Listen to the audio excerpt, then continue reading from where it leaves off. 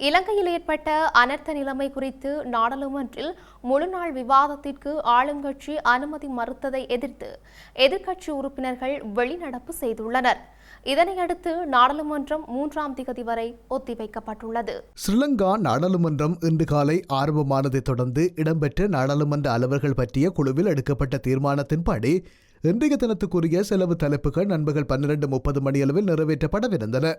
எனினும் அனர்த்த நிலைமை குறித்து நாடாளுமன்றத்தில் முழுநாள் விவாதத்துக்கு எதிர்க்கட்சிகள் கோரிய நிலையில் ஆளும் கட்சி அனுமதி மறுப்பு தெரிவித்தது. இதனையடுத்து எதிர்க்கட்சியின் தலைமை கொறடா கயந்த கருணாதிலக வெளிநடப்பு செய்ய முடிவை அறிவித்திருந்தார். அதனைத் தொடர்ந்து தமிழ் தேசிய மக்கள் முன்னணியின் நாடாளுமன்ற உறுப்பினர் கஜேந்திரகுமார் பொன்னம்பலம் மற்றும் தமிழரசுக் கட்சியின் நாடாளுமன்ற உறுப்பினர் சாணக்கியன் ராசமாணிக்கம் ஆகியோரும் வெளிநடப்பு செய்ய முடிவை அறிவித்து நாடாளுமன்றத்திலிருந்து வெளியேறினார்கள்.